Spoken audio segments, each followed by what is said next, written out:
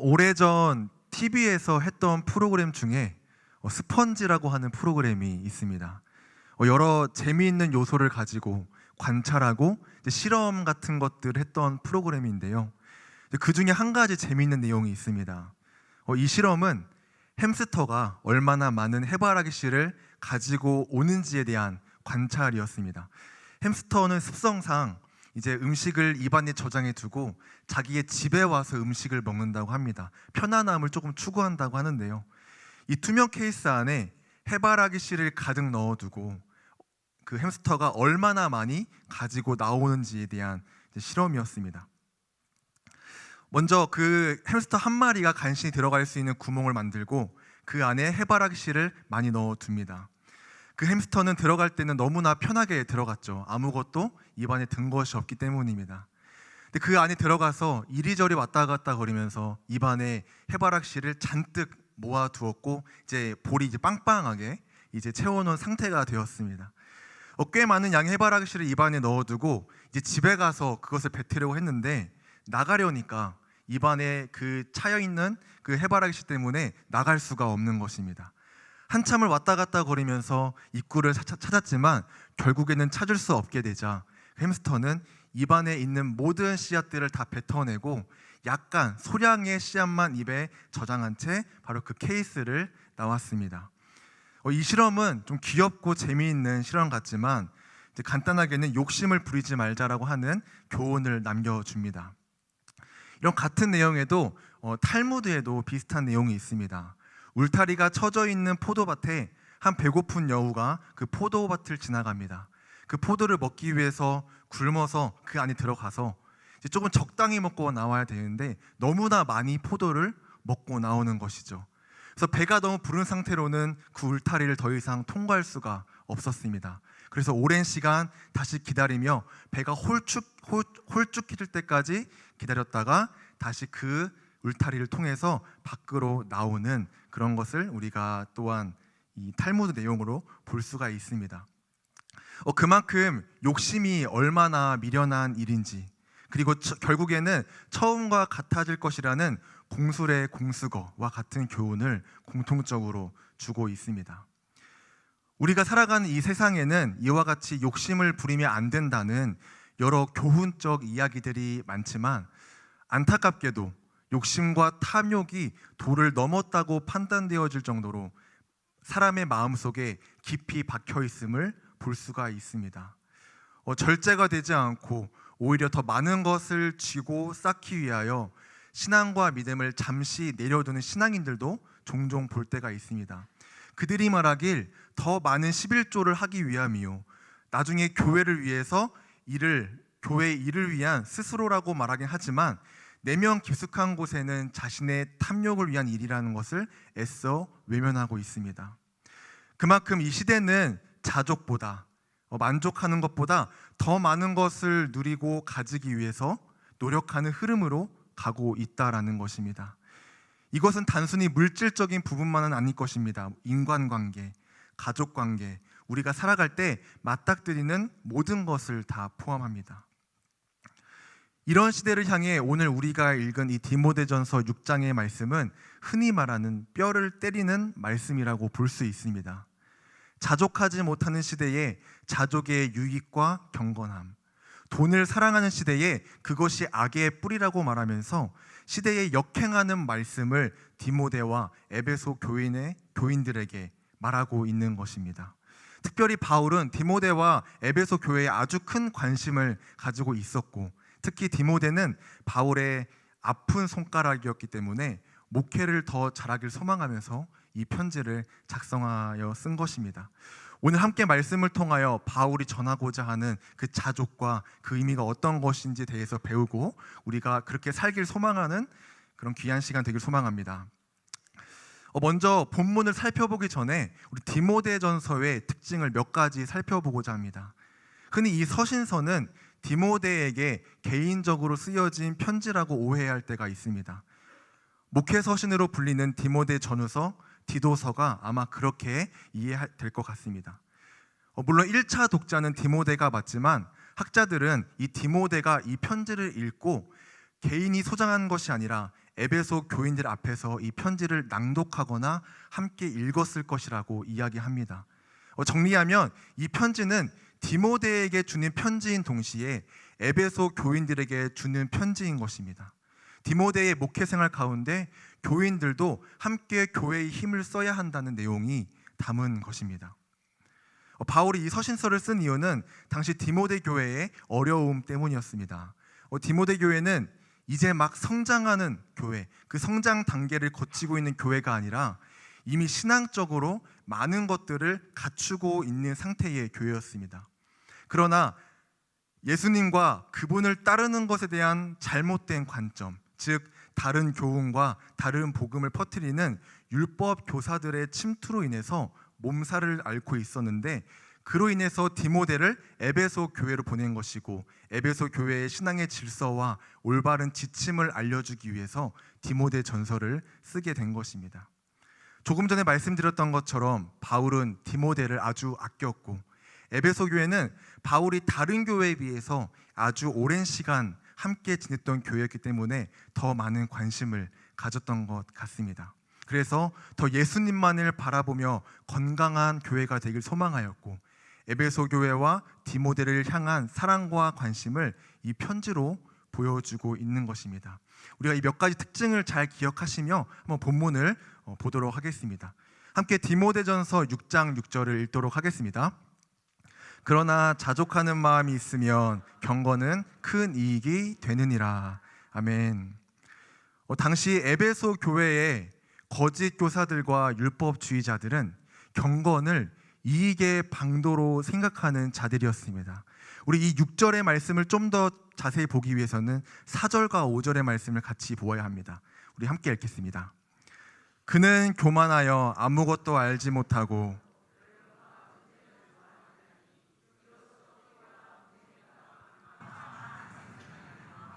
마음이 부패하여지고 진리를 잃어버려 경건을 이익의 방도로 생각하는 자들의 다툼이 일어나느니라. 아멘. 경건의 모양은 있지만 그들, 바로 이 거짓 교사들과 율법주의자들은 마음이 부패하였습니다. 진리를 잃어버린 상태가 된 것입니다. 그들은 변론과 언쟁을 병적으로 좋아했고 그것에 집착했던 자들이었던 것입니다. 이것은 경건의 중심을 잃어버리게 한 그 사탄에 의해서 그들의 마음이 부패하게 되었음을 보여줍니다.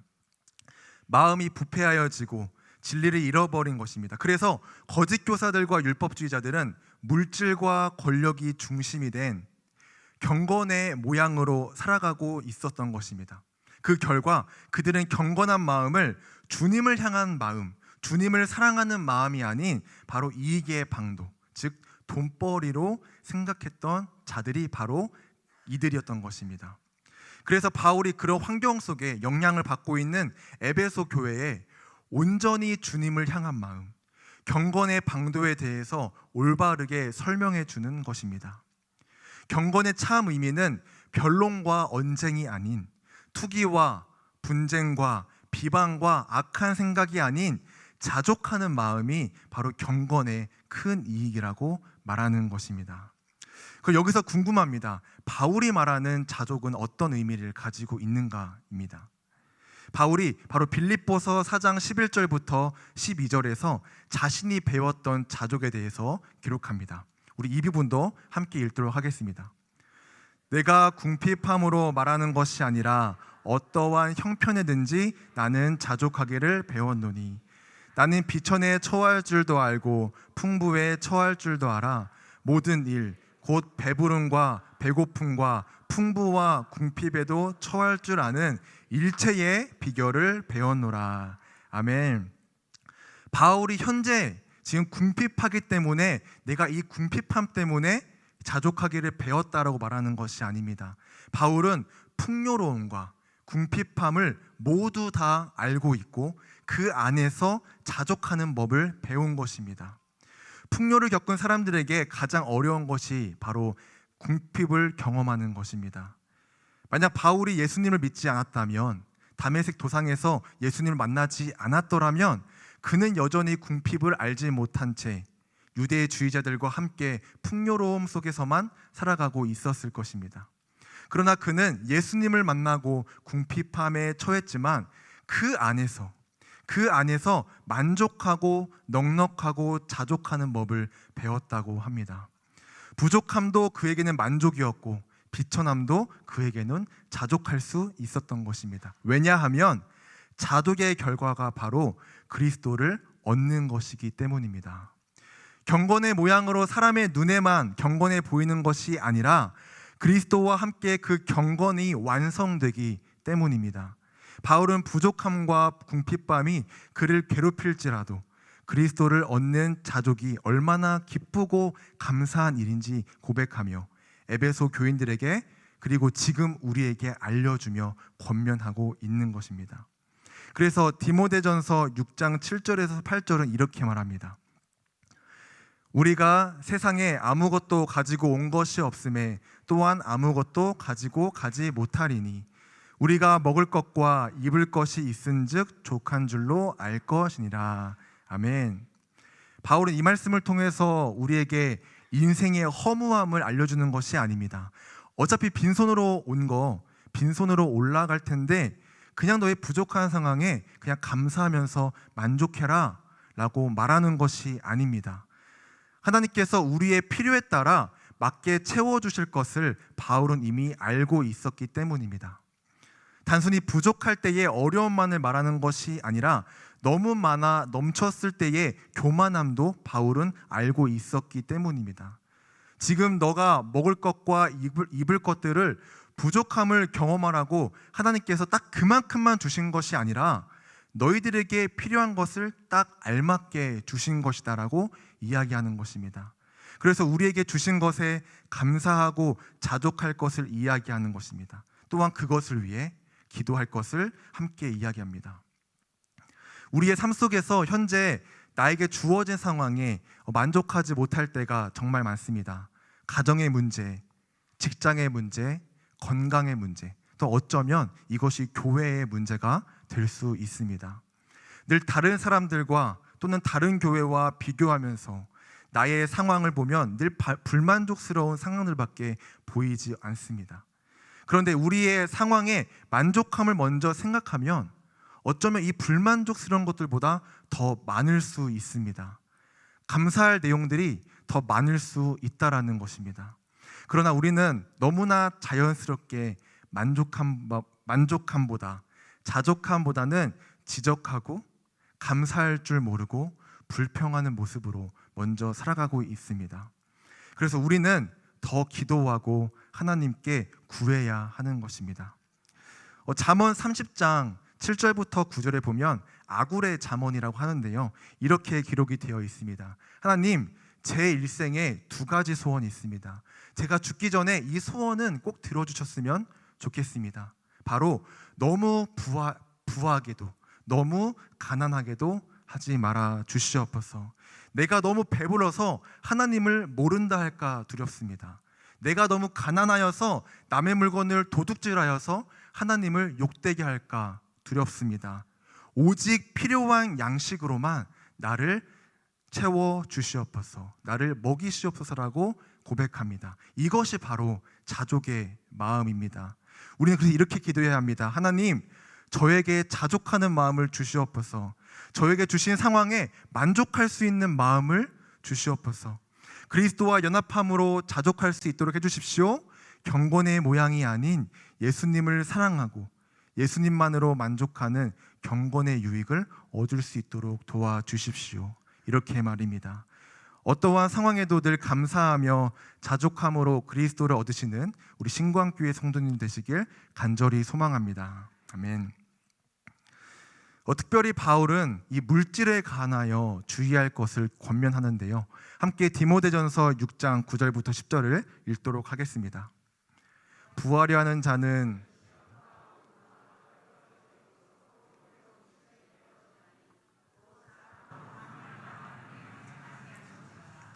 돈을 사랑함이 일만하게 뿌리가 되나니 이것을 탐내는 자들은 미혹을 받아 믿음에서 떠나 많은 근심으로써 자기를 찔렀도다. 아멘. 여기서 중점으로 봐야 할 것은 돈이 악의 뿌리가 되는 것이 아니라 돈을 사랑하는 것이 악의 뿌리가 된다라는 것입니다. 돈 자체는 중립적입니다. 그러니까 죄가 아니라는 것입니다. 그러나 우리가 물질을 조심해야 하는 이유는 물질이 수많은 유혹을 만들어내기 때문입니다. 어쩌면 우리를 자족하지 못하게 하는 가장 큰 이유이기도 합니다. 물질에 자족하지 못하는 사람에게는 많은 유혹이 있습니다. 많은 시험이 있고 많은 올무가 있습니다. 그래서 여기에 걸리게 되면 어리석고 해로운 욕심에 떨어져서 결국 파멸과 멸망에 빠지게 된다고 바울은 말하는 것입니다. 이 부분으로 우리가 주의할 것이 하나가 있는데요. 이 말씀은 부자들에게만 주어지는 말씀이 아닌 가난한 자들에게도 동일하게 주어지는 말씀입니다. 부자들에게만 물질로 인한 악함이 주어지는 것이 아니라 가난한 자들에게도 형태는 다르지만 동일한 유혹이 있을 수 있다라는 것입니다. 부자들도 돈을 사랑할 수 있지만 가난한 자들도 돈을 사랑할 수 있습니다. 모두 돈의 유혹과 미혹을 받을 수 있습니다. 그래서 바울은 어떤 상황에 있을지라도 돈을 사랑하지 말 것을 이야기하는 것입니다. 돈을 사랑하는 것이 결국 우리 안에 자족함을 방해하는 것이고 하나님께 감사하지 못하는 것이고 결국 자족함으로 인한 경건에 이르지 못한다고 말하는 것입니다. 부자들에게 자족함이 있다면 과하게 욕심을 부리지 않고 많은 이들에게 나눌 수 있을 것입니다. 만약 부자 그 젊은 청년이 자족함이 있었다면 예수님의 명령인 너의 모든 것을 팔아 이웃에게 나누어 주라는 말씀에 충분히 순종할 수 있었을 것입니다. 그러나 근심하고 돌아간 청년은 부자들의 자족하지 못한 모습의 대표성을 보여줍니다. 가난한 자들에게도 자족함이 있다면 물질에 매이지 않을 것입니다. 물질에 의해서 근심하며 자기 자신을 찌르지 않을 것입니다. 오히려 부족함에 오는 유익을 생각하며 하나님께 감사할 수 있는 자족의 마음이 생길 것입니다. 입는 것과 먹는 것이 부족하여도 그것을 주신 하나님께 감사할 수 있을 것입니다. 저희 가정도 이제 항상 물질적으로 부족해서 어려웠던 기억이 있습니다. 그래서 어렸을 적 학원이나 또 무언가를 가지고 싶어서 부모님께 사달라고 할 때마다 이제 항상 이렇게 힘들었던 기억이 있는데요. 지금은 저희 부모님도 그것을 참 미안하게 생각을 하시는 것 같습니다. 그런데 제 기억에 저희 부모님께서는 물질은 부족해도 이것을 신앙 때문에 욕심을 부리지 않으셨다라는 것을 생각할 때가 있습니다. 왜냐하면 저희 아버지께서는 20대 중반부터 현재까지 거의 40년 가깝게 이제 택시 운전을 하고 계시는데요. 한창 제가 초등학생 정도 때 교회 예배를 마치고 집으로 돌아가는 그 차를 타고 오면서 이런저런 이야기를 하던 중에 이제 택시 운전하고 계시는데 누군가가 이렇게 돈을 떨어뜨리고 가셨다라는 이제 그것을 듣게 되었고 그걸 경찰서에 갖다 주셨다라는 이야기를 들은 적이 있습니다. 근데 알고 보니까 이런 상황들이 한두 번이 아니라 자주 손님이 돈을 떨어뜨리고 내리셨던 일들이 굉장히 많았던 것이죠.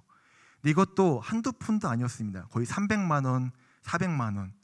그 당시에는 그 금액이 엄청나지 않았습니까? 그 이상 돈을 떨어뜨리고 가셨는데 아버지께서는 항상 경찰서에 그것을 갖다 주셨다는 거죠. 물질적으로 풍족하지 않았던 가정 상황에서 저는 물을 여쭤봤습니다. 그냥 그거 가지면 안 되는 건가요? 이제 어린 마음에, 지금은 이제 그러지 않을 것 같은데요. 어린 마음에 그랬습니다.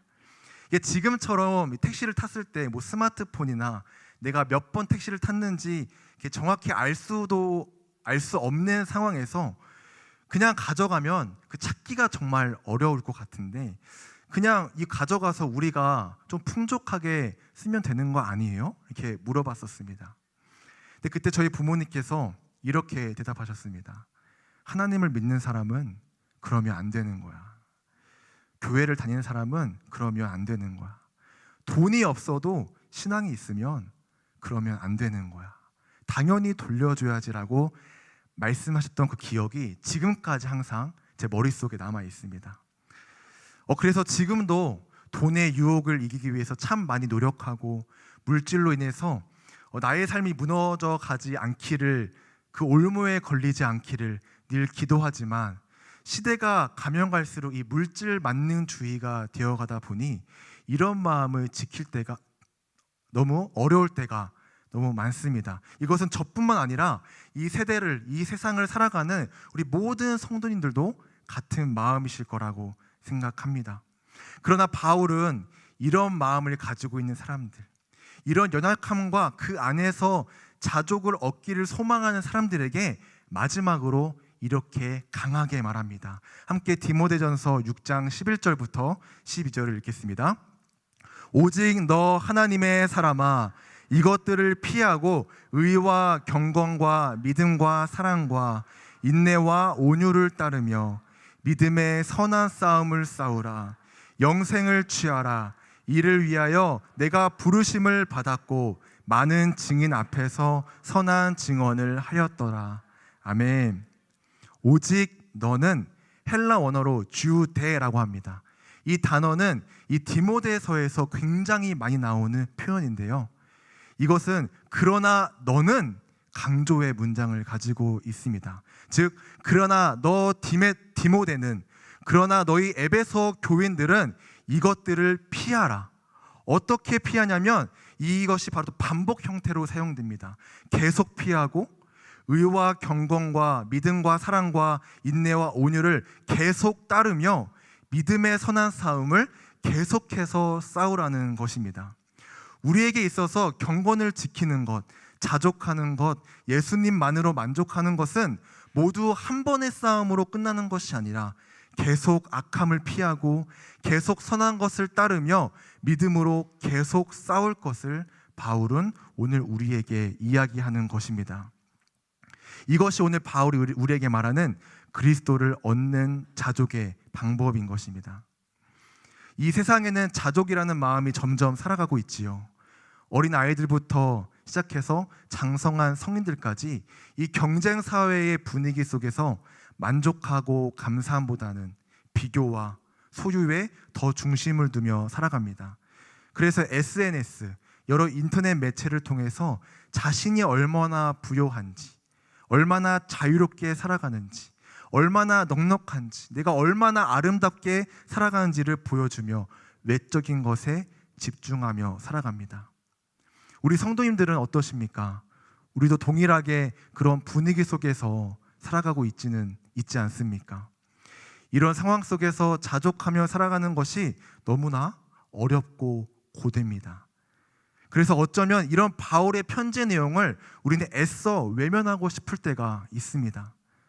자족하는 것보다 비교하며 나도 외적으로 다른 사람들에게 보여지며 그렇게 살아가는 것이 차라리 편할 수도 있습니다. 그러나 세상의 편함은 우리를 온전하지 못하게 합니다. 나의 상황에 만족하지 못하고 계속해서 비교하며 살아간다면 우리의 삶은 세상의 미혹 속에서 오직 세상의 좋은 것만을 따라가며 나의 삶을 갉아먹으며 살아가게 될 것입니다. 무엇이 정의고 악한 것인지 구별하지 못하며 살아가게 된다는 것입니다. 그러나 오늘 바울이 말하는 자족은 세상과의 방법과는 정반대가 되는 자족인 것입니다. 자족하지 못하는 세상 속에서 자족함으로 그리스도를 얻어라. 돈을 사랑하는 시대에서 돈을 사랑하지 말고 자족함으로 경건에 이르러라. 자족의 경건의 이름으로 예수 그리스도를 얻는 것이 가장 좋은 것이다. 그것만큼 좋은 것이 없다. 날 봐라. 감옥에 있어도, 물질이 없어도, 늘 죽음의 위기에 처해 있어도 나는 그리스도를 얻으니, 그 한 분 얻으니 너무나 기쁘다. 이렇게 기쁘다. 디모데야, 에베소 교회의 성도들아, 자족함으로 그리스도를 얻어라. 오직 그리스도만으로, 너희 안에 있는 그 빈 것을 오직 그리스도만으로 채워라 라고 오늘날 우리에게 말씀하고 있는 것입니다. 믿음의 경주를 하고 계신 우리 사랑하는 신광교회 성도 여러분, 자족은 하나님께서 주신 은혜입니다. 아멘이십니까? 자족은 예수님의 사랑입니다. 아멘이십니까? 부족한 사람이 만족하는 것만큼 미련해 보이는 일도 없지만 그 부족함을 채워줄 만큼 더 큰 무언가가 있다라는 것입니다. 우리의 부족함을 채워주시는 이가 누구십니까? 바로 예수 그리스도이십니다. 우리를 위하여 이 땅에 오신 예수 그리스도이시며 죄를 사하시고 우리의 그 사해진 그 빈자리에 사랑으로 채워주시는 예수 그리스도이십니다. 비록 이 땅에서의 자족함의 길이 너무나 어렵고 부담스러울지라도 이 말씀 우리가 늘 기억하길 소망합니다. 자족하는 마음이 있으면 경건은 큰 이익이 되느니라. 그 큰 이익은 바로 예수 그리스도다. 아멘. 어려운 상황 속에서 늘 만족할 수 있는 우리 성도님들 되시길 소망합니다. 자족의 큰 유익으로 예수 그리스도를 얻으시는 우리 성도님들 되시길 간절히 소망합니다. 자족함이 넘쳐 흘러서 늘 감사와 찬송이 넘치는 우리 신광교회의 성도님들 되시길 예수님의 이름으로 간절히 소망합니다. 함께 기도하시겠습니다.